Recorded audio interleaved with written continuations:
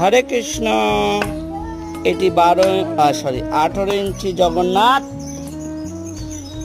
এটি চিলি যাবে, দক্ষিণ আমেরিকা মহাদেশের চিলি শহরে বা চিলি দেশে।